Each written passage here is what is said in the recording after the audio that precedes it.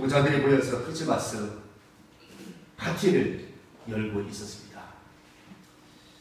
이런저런 얘기를 막 나누다가 자연스럽게 종교 주제로 화제가 바뀌어졌어요. 그런데 어떤 한 사람이 그렇게 묻는 겁니다. 예수님과 부처님의 근본적인 차이가 뭘까? 이렇게 물었더니 누구나 딱 부러지게 얘기를 못하고 있는 거예요. 그런데 종교학을 전공했던 한 사람이 그건 아무래도 헤어스타일 아니겠어? 그랬다. 할렐루야. 오늘도 주안의 여러분을 만난 것 사랑하고 축복합니다. 오늘 이렇게 인사도 오늘도 하고 시작합시다. 오늘 좀 어떻게 인사할 거냐면요, 예수님 만나는 성탄 되세요. 그렇게 하면 인사할 거예요. 예수님 만나는 성탄 되세요. 시작. 예수님 만나는 성탄 되세요.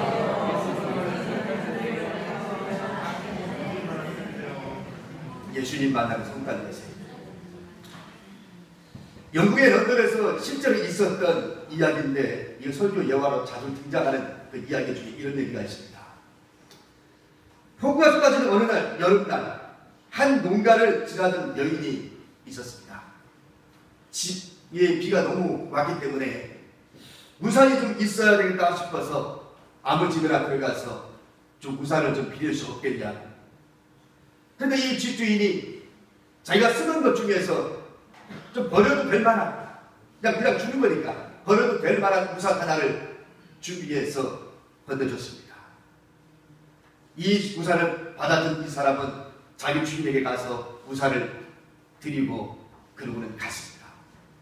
그 다음날 예쁜 카드 한 장에 감사합니다 하면서 포장된 채 소프 하나가 집으로 도달됩니다.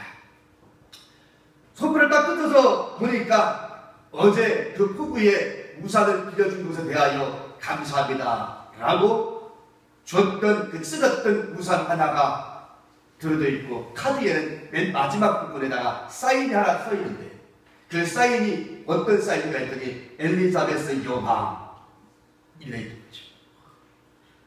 이 집주인은 내 집에 우산을 빌리러 온 그 사람이 엘리자베스 여왕이라고는 꿈도 꾸지 못했던 거죠. 이 사인을 받아든 순간에 얼음장처럼 얼어버리고 말았습니다. 엘리자베스 여왕인 줄 알았더라면 이렇게 허름하고 찢어진 우산 줬겠습니까? 자기가 가지고 있는 것 중에 최고의 상품, 정말 깨끗한 것, 가장 안전된 것, 바로 이것을 주었을 텐데 이미 때는 지나가고 후회만이 남았던 겁니다. 여러분, 이 런던 한 농가에서 있었던 이 이야기는 과거 훌륭한 그 이야기에서 끝난 것이 아니라 오늘 현대를 살고 있는 우리들에게도, 또 이 팔레스타인 현장에 열심히 탄생하는 그 시기에도 있었습니다. 우리가 읽었던 오늘 본문의 이 말씀, 동방 박사들이 별을 보고 예수님께 와서 황금과 모략과 유향을 드렸다고 하는 이야기입니다. 이 동방 박사의 이야기는 너무나 많은 설교를 들어서 무슨 말씀을 어떻게 전해야 할지 모를 정도입니다.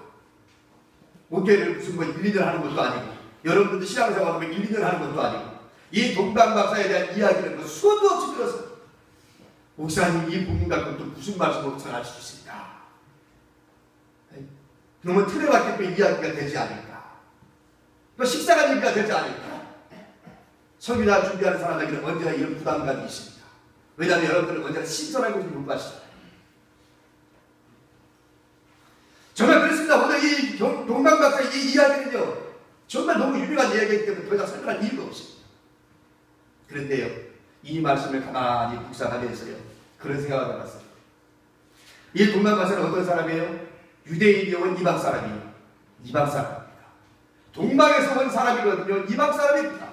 이방 사람인 이 동방 박사 세 사람이 별을 보고 저 있는 땅 베들레헴까지 와가지고 아니 예수님 앞에 경배하면서 가장 귀한 황금, 여러분 이 시대에 황금이면 얼마나 귀합니까? 하물며 그 시대야 말할 것도 없겠죠. 황금, 그도 뭐 도금한 황금이 아니겠죠. 지금이야 도금한 것도 많겠지만 도금한 것도 아니고 정말로 환금을 드리고 또 유양복 얼마나 비싸요? 우리가 예수님 시대에 뭐가 있었어요? 300데나리온에 해당하는 금액이라고 했잖아요. 그 정도로 비싼 것인데 유양 드렸어요. 그리고 문양을 드렸어요. 다 귀한 겁니다. 값어치 나가는 것들입니다. 색깔 알지도 못하는 저 이방 사람들이 예수님의 탄생을 별을 보고 찾아와서 자기들이 최선을 가지고서 아기 예수께 경배했다. 여러분 이 말씀 들으면서 이 말씀 보면서 한쪽으로 뒤집어 생각하면 좀 의문점이 생기지 않습니까? 무슨 의문점이에요? 아니 유대인들은 뭐하고 동족 이스라엘 백성들은 뭐하고 그렇게도 옛날부터 메시아 하면 기다렸던 유대인들은 뭐하고 그들은 다 어디 갔고 생각 알지도 못하는 저 이방 사람 동방에 있는 박사들이 왔다간 말이에요. 그 아기 예수께 경배했던 사람은 불과 소수에 불과했습니다. 순서적으로 배열을 해보면 목자들이 제일 먼저 와서 경배하고 돌아갔고 그 이후에 동방박사들이 와서 경배하고 간 것으로 추측이 가능합니다. 그러니까 없는 거죠. 동방박사들 외에는 이방 사람이 왔고 그 다음에 유대인들 중에는 이 목자들밖에 없었습니다. 그럼 도대체 뭐냐? 어쩌면 오늘의 삶에서 저 여러분에게 주시는 하나님의 음성일 수 있겠다 그런 생각이 좀 들었습니다. 여러분 시내 한번 나가보셨나요? 시내 나가면 뭐 휘황찬란하죠. 여기저기에 손판 크리스마스 추리가 여기저기 많이 걸려져 있고 음악도 캐롤송이 울려 퍼지고 연인들은 손 붙잡고 데이트하느라고 바쁘고 선물 사느라고 바쁘고 회사에서는 회식 가자 막연회하자 그러면 술판으로 버리고 마치 성탄절이 자기들을 위한 성탄절인 줄 알지요. 이게 세상입니다. 그럼 오늘만 그렇습니까? 예수님이 탄생하시던 그 시절을 보냈습니다. 잉태했던 마리아가 이제 해산을 할 날이 왔어. 호적하러 왔는데 여관방이 없었어요. 아무리 뚝뚝뚝 두드려도 어떤 누구도 이미 반이 찼소 당신한테 줄 반이 없습니다 라고 누구 하나 반겨주는 사람이 없었습니다. 애는 낳으려고 하는데 어떻게 해요? 허름한 마구간 하나 들어가서 무작정 들어가서 출산을 하고 그 어린 아이를 강구에 쌓여 구유에 누이게 되십니다. 이 오늘의 얘기잖아요. 그러면 도대체 오늘 동방박사의 이야기보다는 관점을 저는 예수를 만나지 못했던 사람들을 중심으로 말씀을 엮어가면서 도대체 우리는 어떻게 예수님을 만날 수 있을까? 예수님을 만나는 성탄이 되려면 어떻게 해야 될까? 그 말씀을 한번 들어보려고 그럽니다. 첫 번째 한번 살펴볼까요? 특권 의식을 갖고 있는 한 절대로 예수님을 만나지 못합니다. 따라해봅시다. 특권 의식을 버리자. 특권 의식을 가지고 있으면 절대로 예수님을 만날 수 없습니다. 여러분, 헤롯 왕이 다스리던 이때에 동방의 박사들이 왔어요. 헤롯한테 와가지고 그렇게 이야기합니다. 유대인의 왕으로 나신 네가 어디 계시냐? 라고 말이죠. 여러분, 헤롯 왕은 유대 사람이 아닙니다. 유대 나라의 군공 왕으로 로마가 유명한 사람이 헤롯입니다. 다른 지역과 달라요. 유대 땅은요. 얼마나 소유가 자주 일어났는지 몰라요. 다른 지역을 로마가 왕으로 임명을 하면 물에 가서 수명이 임기가. 근데 유대 땅은 워낙 자주 소유가 일어나고 대부가 일어나고 그런 지역이기 때문에 수시로 바뀌었습니다. 안정된 왕이 아니에요. 근데 이 군공 왕이었던 헤롯도 역시 마찬가지였죠. 유대 사람이 아닌 이방 사람으로서 늘 왕의 자리에 앉아서 있었긴 했지만 늘 불안했습니다. 근데 오늘 동방의 박사들이 와가지고 하는 말이요. 유대인의 왕으로 나시니가 어디 계시냐? 아니 듣도 못한 이야기, 뚝딱 같은 이야기를 동방의 박사들이 와가지고 유대인의 왕으로 나시니가 어디 계시냐고 찾는 거예요. 왜 왕으로부터 왔을까요? 동방 박사들. 적어도 유대인의 왕이라고 했으니까 왕이라면 왕궁으로 가야지. 그래서 왕궁인 거야. 오늘 시골로 간 게 아니고 동방 박사들이 헤롯 왕한테 와가지고 유대인의 왕으로 나시니가 어디 계십니까? 라고 물어보는 거지. 이 소리를 듣자마자 왕이 깜짝 놀랍니다. 깜짝 놀랄 정도가 아니라 충격을 받는 거죠. 금방 이야기한 것처럼 언제나 유대인의 왕으로 인된다는 것은 언제나 불안한 것이었는데 유대인의 왕이라니. 아니 내가 왕인데 누가 왕이란 말이야? 내가 왕인데. 충격을 받아요. 3절 말씀 볼까요? 헤롯 왕과 온 예루살렘이 듣고 소동한지라. 소동했다는 얘기는 뭐예요? 헤롯 왕 혼자만 지금 충격받은 게 아니에요. 그 많은 주변에 있는 예루살렘의 사람들이 다 소동했다고 했습니다. 보통 일이 아니었어요. 잘못하면 어떻게 되는 거예요? 또다시 소유가 일어날 수 있는 얘기예요. 왕이 지금 있는데 유대인의 왕이 낫다고 얘기하는데 이 이야기가 또 돌아다녀보십시오.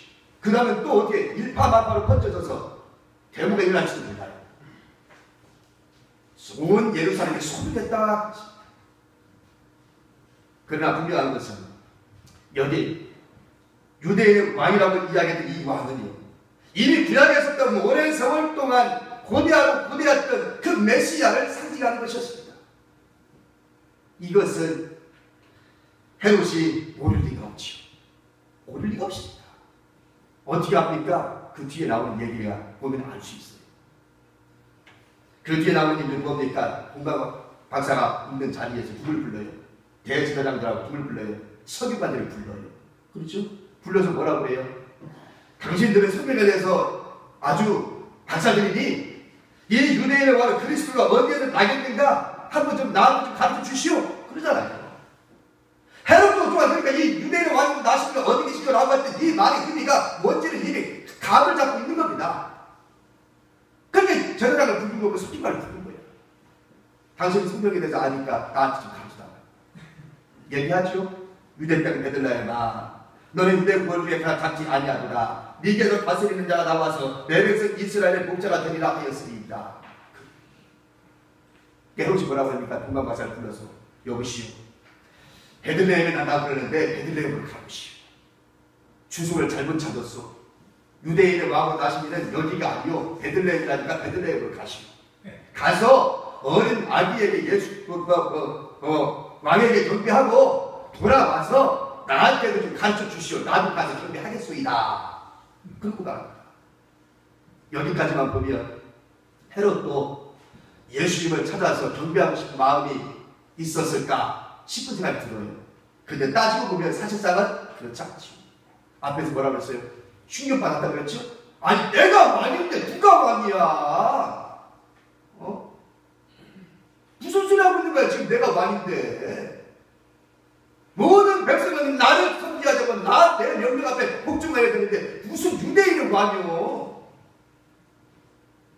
그 말을 듣는 순간 이 헤롯은 정적으로 얘기했습니다.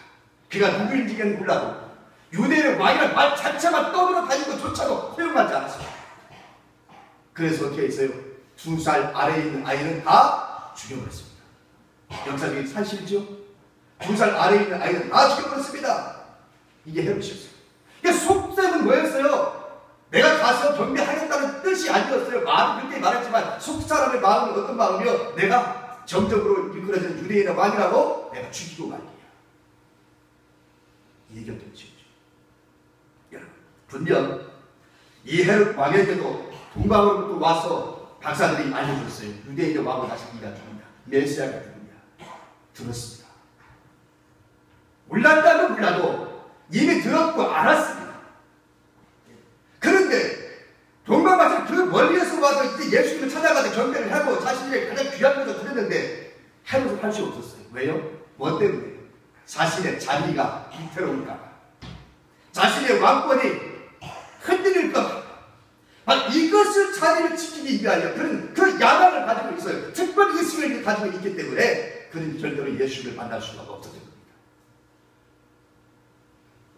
여러분, 교회를 다니면 한 해, 두 해, 세월이 흐르면 나도 성경 공부를 특별히 하지 않아도 그 세월에 따라서 귀동량을 통하여 우리는 말씀을 들어요. 그리고 이런저런 경험을 해요. 그래서 말씀 많이 알게 돼요. 나도 모르게 다 알게 됩니다. 그러나 그러면서 직분도 가지게 되고 장로의 직분, 권사의 직분, 집사의 직분도 받게 돼요. 네. 그러면서 이게 특별 특권의식으로 발전되고 맙니다. 내가 장군데, 내가 목사인데, 내가 권사인데 막. 섬김 받으려고 다 대접받기를 원하고, 조그만 내 귀에 거스르는 이야기만 하면, 조금만 자존심 상하는 이야기만 들리면 내가 심각한 손상을 입었다고 화를 내고 상처를 주고, 이런 특권의식을 가지고 있는 한 상처뿐입니다. 절대로 예수를 만날 수 없습니다. 우리는 살면서 그런 경험을 너무나 많이 하고 그런 사람들을 참 많이 만납니다. 자기가 무슨 특권의식을 가지고 나 특별한 사람을 거듭받기를 원하는 사람. 그래서 상처받는 거예요. 기대하니까 상처받는 거예요. 내가 말하면 저 사람이 이랬으면 좋겠는데 이게 안 되니까 상처받는 거 아닙니까? 내가 정답이 되는 거고, 내가 잣대가 되는 거고, 내가 하나님 되는 겁니다. 내가 생각하는 신앙생활이 이건데 저 사람은 그게 안 돼. 그러니까 상처줍니다. 판단은 오직 누구만이 할 수 있다? 예수님만이 할 수 있다. 하나님만이 하실 수 있다. 내가 판단되는 거죠. 자기가 뭐 대단한 사람이고 착각하고 있는 거죠. 내가 뭐 특권의식을 가지고 있는 것이죠. 여러분, 예수님은 하늘의 부담을 버리고 하나님 공중됨을 취할 것을 여기지 아니하시고 이 땅에 내려오셨다고 했습니다. 우리 예수님이 특권의식을 가지지 않았습니다. 내가 섬김을 받으려고 온 것이 아니라 섬기려고 왔노라 그렇게 말했습니다. 근데 우리가 무슨 특권의식을 가지십니까? 내가 뭐 대단한 사람이라 특권 대접을 받으려고 합니까? 왜 내가 대접 받으려고 그럽니까? 그런 사고까지 갖고 있는 한 절대 예수님 만날 수가 없습니다. 그 다음 두 번째는 믿음이 있어야 됩니다.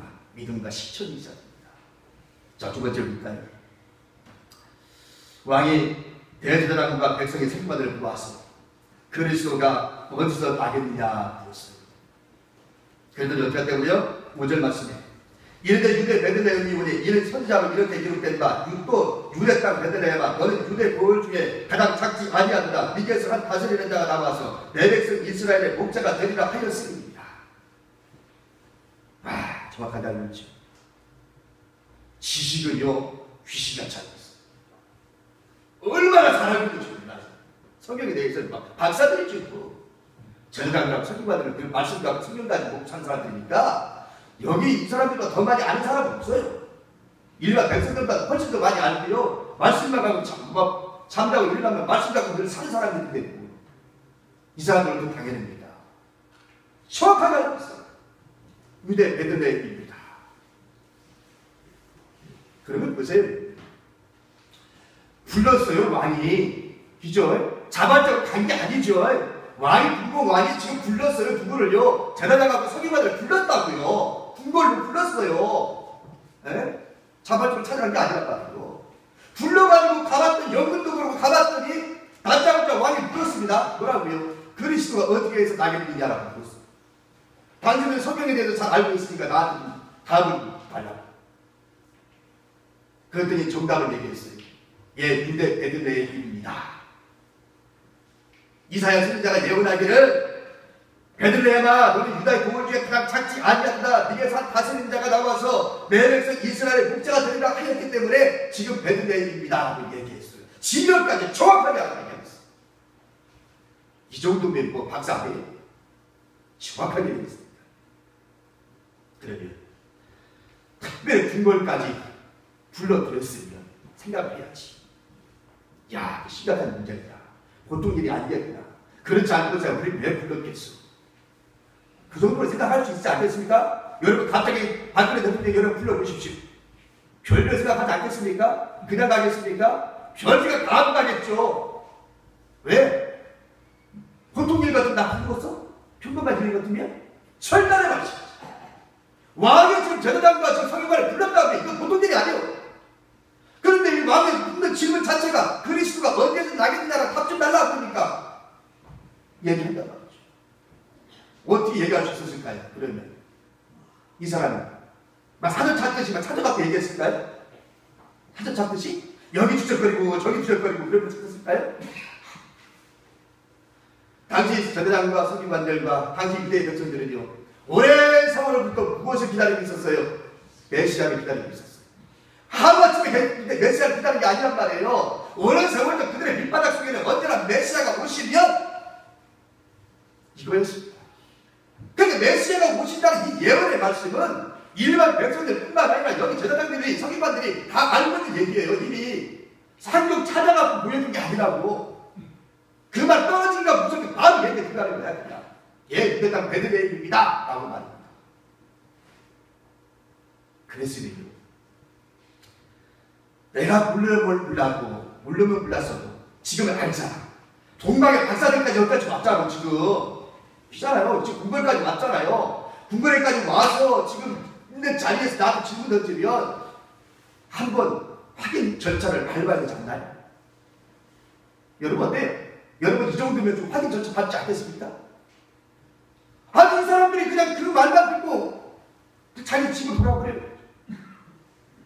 나 같으면 이 제사장하고 서기관들 모였으니까 여보시오. 이거 궁궐까지 왔는데 말이야. 이런 소리를 들었는데 우리 확인 좀 해보세요. 우리가 그동안 기다리고 기다렸던 메시아라고 했는데 정말 맞는지 안 맞는지 우리도 찾아가서 한번 보기라도 좀 해봐야 되지 않겠나? 그러지 않겠어요, 여러분? 여러분 같으면? 그렇게 오래까지 기다렸는데? 그래야 이 사람들이 확인 절차도 받지 않고 자기 집으로 돌아가는 거야. 무슨 말이에요? 알기는 귀신같이 알아요.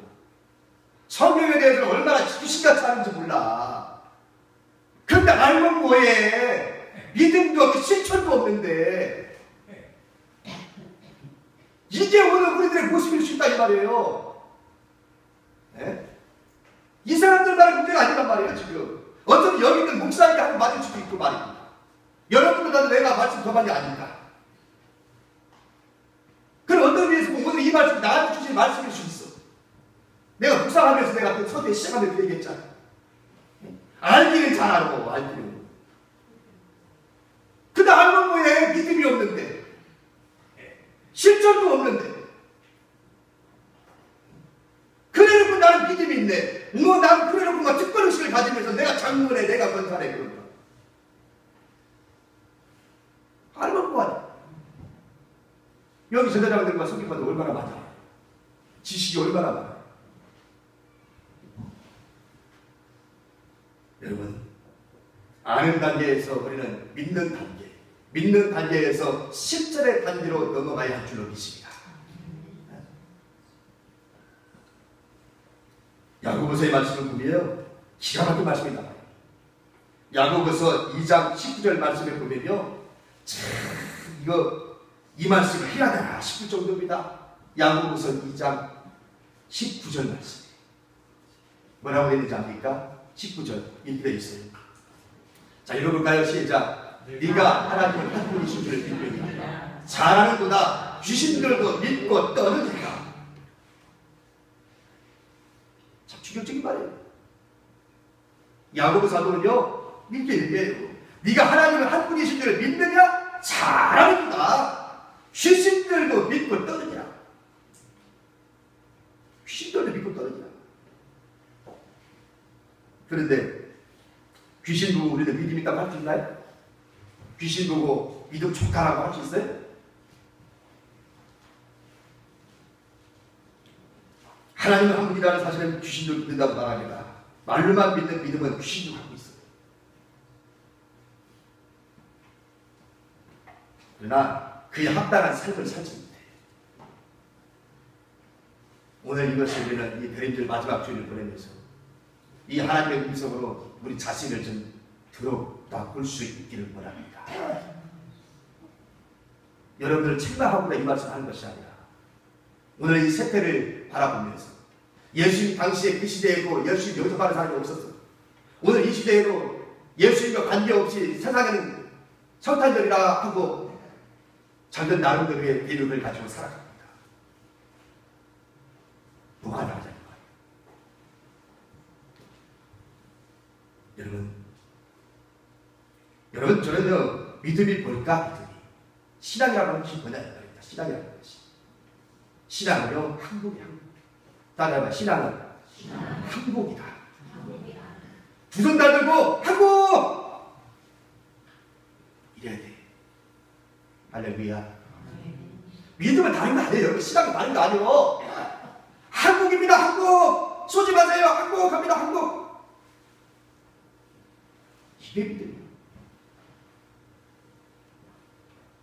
알기는 하지만 예배가 없는 사람, 알기는 하지만 신앙 고백이 없는 사람, 알기는 하지만 봉사가 없는 사람, 알기는 하지만 믿음도 섬김도 없는 사람, 이거는 귀신들과 다를 게 뭐가 있다 이 말이에요. 귀신들도 알고 믿고 떠느니라 했는데, 여러분 알게만 하지 마시고 우리가 좀 섬기고 실천하고 볼 수 있는 것이 있다. 항복하셔야 돼요. 마지막 세 번째 봅시다. 재물의 욕심을 버려야 합니다. 시작. 재물의 욕심을 버려야 합니다. 누가복음 2장 7절 말씀 보면, 누가복음 2장 7절에 뭐라고 그랬어요? 첫 아들을 낳아 강물을 쌓아서 그 위에 누였으니 이는 사관에 여관에 있을 것이 없으리라. 여러분, 마리아는 그 여관으로 들어가지 못하고 외양간에서 아이를 출산할 수밖에 없었습니다. 그럼 왜 여관에 없었을까요? 때는 호적을 하기 위해서 여러 지역에서 일시에 사람들이 몰려들었습니다. 일시에 몰려들었기 때문에 거처할 수 있는 방이 없었어요. 저마다 이미 방들을 다 예약을 해놨기 때문에 마리아가 출산할 수 있는 방이 없었습니다.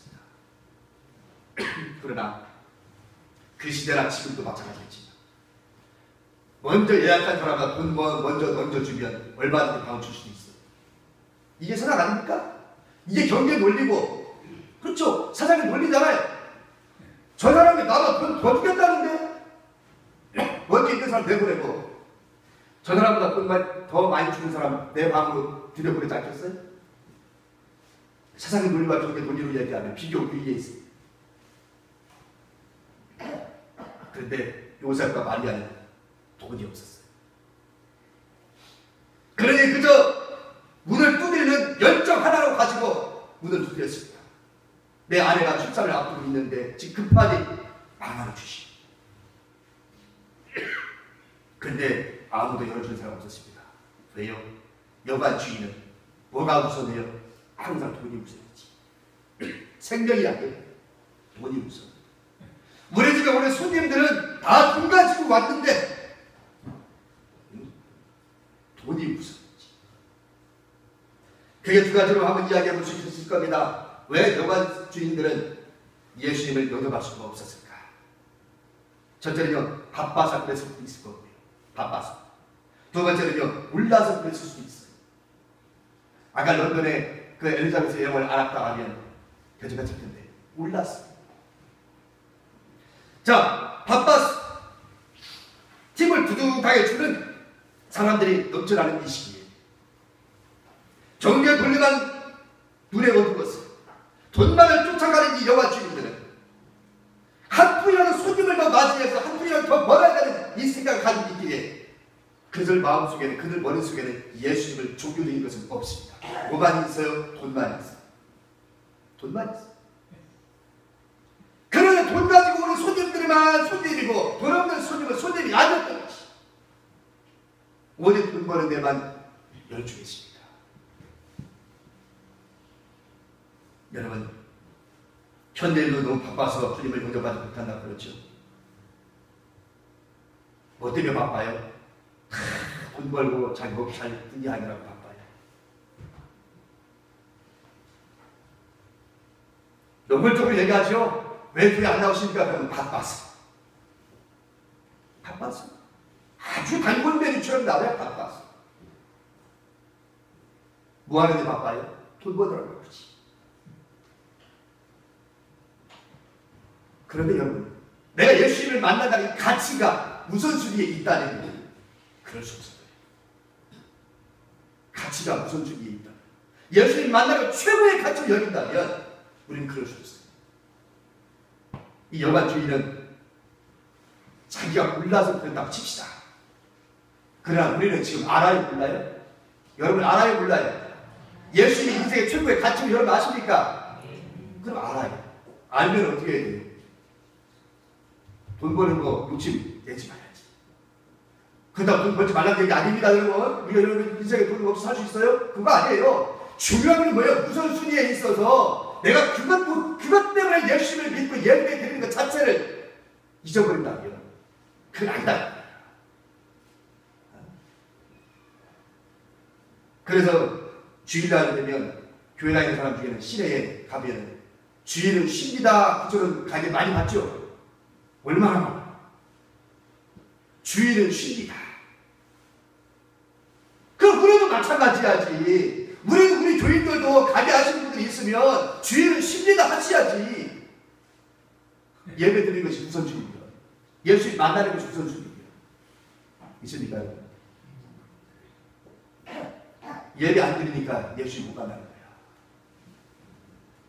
아무리 오랜 세월 교회 다녀도요, 예수님 만나지 않는 한 소용없어요. 이제 결론 맺겠습니다. 크리스마스. 여러분, 크리스마스라는 말은 두 가지 단어가 합쳐진다. 그리스도라는 말과 마스는 예배, 경배 그 뜻입니다. 괜히 아무것도 모르고 그냥 크리스마스라고 하지 말고 그리스도께 뭐하자? 예배하자. 이게 크리스마스라는 뜻이라고요. 그리스도께 뭐하자? 예배드리자. 이게 크리스마스. 알지도 못하고 맨날 크리스마스 얘기야. 크리스마스 뭐하는 날? 그리스도께 예배하는 날이요. 크리스마스는 술 먹는 날이 아니고, 크리스마스는 데이트하는 날이 아니고, 크리스마스는 그리스도께 예배하는 날이라고. 할렐루야. 뭐 알고 나서 먹어야지. 크리스마스는 그리스도께 예배하는 날. 여러분, 오늘 크리스마스가 이제 며칠 앞으로 남아 있습니다. 그리스도의 탄생을 축하하고 예배하는데 원래 의미가 크리스마스예요. 산타클로스에 의하여 잠식당한 크리스마스가 아니라 정말 예수 그리스도께 진심으로 예배하는 그날, 그리고 정말 이 성탄절에 예수 만나는 성탄절 되어질 수 있기를 축하합니다. 예수 없는 성탄절은 슬픈 성탄절, 예수님 만나는 성탄절이야말로 메리 크리스마스가 되는 것입니다. 여러분, 진실로 이번 성탄절에 여러분 모두에게 메리 크리스마스가 되기를 축원합니다. 그럼 나한테 해주십시오. 시작. 메리 크리스마스. 예, 성도에게 메리 크리스마스. 메리 크리스마스. 고맙습니다. 오늘 나라에 귀하신 말씀 동안 예수님이 이 땅에 오셨을 때에